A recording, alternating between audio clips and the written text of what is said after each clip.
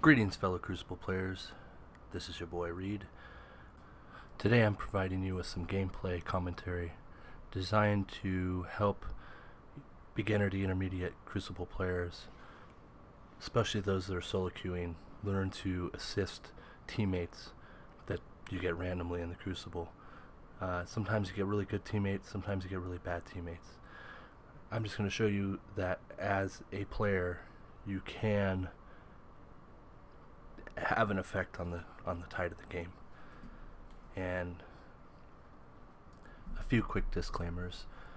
First of all, I'm a little bit under the weather. I've had a cold for a while, almost a week now, so my voice is a little raspy. Second of all, this is my first commentary for this game. Actually, it's the first one I think I've pretty much done, period, for any game.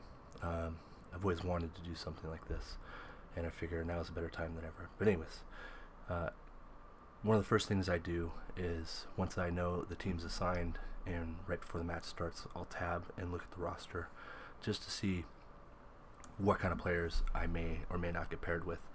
I try to identify, based on maybe clan name or whatnot, who might be grouped in twos, so I know who I can assist better, or at least who's communicating.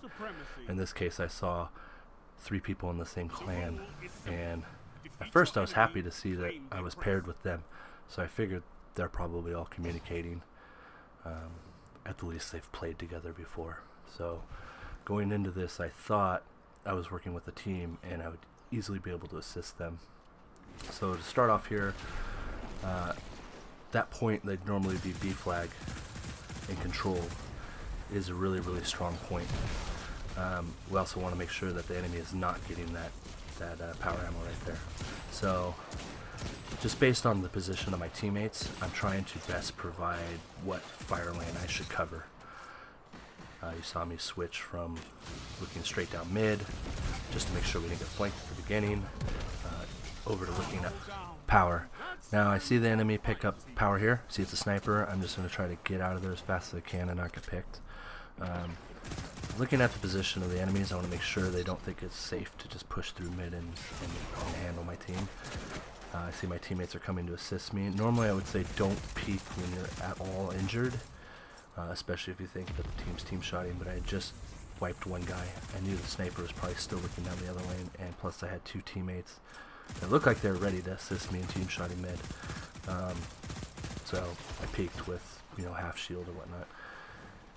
Now here my team is just playing really pretty aggressively, and they keep getting wiped. But I had a choice there to either flank mid on the enemy solo or try to assist my teammates. I went with the trying to assist route, and they just get wiped right there. And I'm about ready to back off, and I see a guy's coming from behind. Now at this point, I gotta figure out which way they're gonna exactly come from and who's closer to me, so I know what my escape route is. I choose to try to go this way. Use gesture, takes him off the radar. I think there's 2 pushing me at first, so I outplay that guy, no problem. Now I see I'm really screwed because there's 2 more guys. I mean, what am I gonna do? Really not much you can do. I'm surprised at that point, and I start thinking to myself, where are my teammates at? They're still over here, like I saw them all die earlier. I don't know why they took so long to do anything. Now here I thought they were gonna help me team shot. I missed my first melee. I'm really used to playing my sentinel and missing that extended lunge range. But nonetheless, at least I trade it at the bare minimum, because in Supremacy like this, it's a lot like Clash, only dying is twice as bad, because not only do they get the kill for killing you, they get another point for picking up the crest if they get it, which most of the time they probably are going to get it. About this point in the match, I've realized my teammates, they keep trying to kind of clump together. You'd think that would be good, but they just all get wiped really fast. So I'm not going to just rush in and try to help them. I really am just going to try to assist from another vantage point or pick another lane.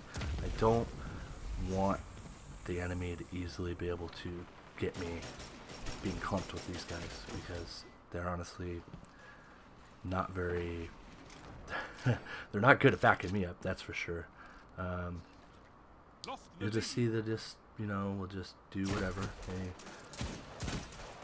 It's like I'm not even there to them. So it makes me change my playstyle. Now, I'm trying to snipe here. It's actually pretty embarrassing. I just keep missing a lot of my shots. I don't know. I'm not going to blame it on anything other than it just wasn't doing right. I didn't pick this game footage because it was, me raping or doing anything like that. You'll be surprised at the end. I mean, it's a pretty close game, and we'll dissect it at the end exactly where things were bad. There's one real key problem, and I mean I do the best I can with assisting these guys and staying alive, because that's the most important. I go into each fight constantly analyzing my chances of winning that fight, and we call that expectation percentage. And if you've read the Crucible guide that's on Reddit, there's a guide to surviving the Crucible. I'll probably put the link to it in the description. I didn't write it, so I'm not taking credit for it.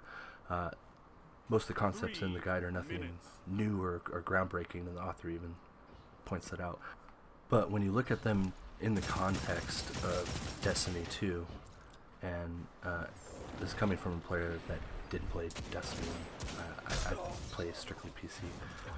So Destiny 2 is a little bit, different than Call of Duty. You can say there's similarities between this and other first-person shooters. So you will have established skill sets from playing other games, but Destiny 2 is a big-time team game, and that's how Bungie meant it. A lot of people don't like that. They want it to be faster and faster time to kill and more of a show of 1v1 skill, which there are parts of that in this game. It's not all team shot, but a majority of it is teamwork. And you see here, like, I'm trying to assist these guys. I see golden gun popped. I crouch in the corner. I just want to stay off the radar, hopefully long enough so that I don't get killed by golden gun. But of course my teammates just keep funneling in there one by one, dying. I just jump in when I can, try to take down guys when they're not looking. This is a heavy team shooter, so that's always going to be kept in mind. Now here, I outstaff that guy. Now instead of just jumping out there in the middle and getting wrecked, I try to sit here and just wait. I know my super's going to run out, but that's better than dying. I see this guy coming close. I thought I could, land back behind the wall. That did not happen. So there we go. I got team shot by 3 guys. So that's a big part of this game. That's just what's going to happen. But you can do your best to minimize that from occurring by looking at where you're at in the map.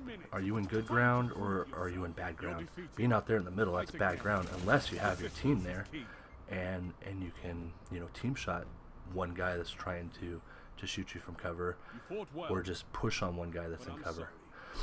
Now you see here, it was a close match. If you look at the scoreboard, I pretty much carried this team. I'm not trying to pat myself on the back or say I'm an amazing player.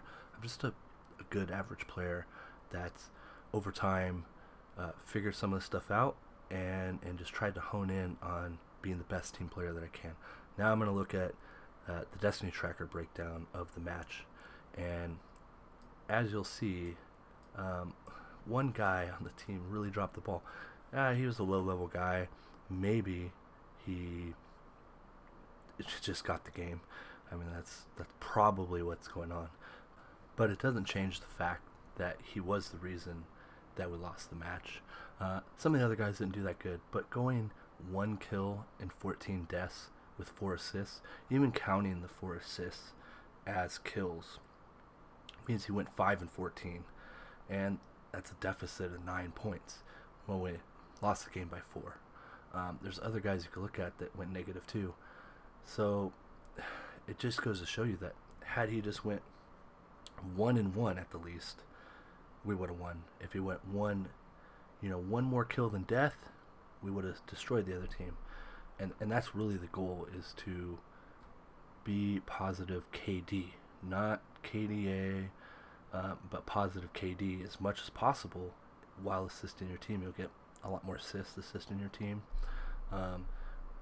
You'll die less when you're around your teammates. Well, in theory, anyways, as long as they're not making bad plays. And I just hope that this can help people. If you want to see more of this, let me know in the comments. I can work on some more. I got plenty of gameplay footage. And if you have any suggestions, let me know. Feel free to share this with your friends or clanmates. If it helps at least one person, then I've done my job and what I wanted to accomplish. I want to thank you, my dudes, for watching, and have a great time in the Crucible. Later.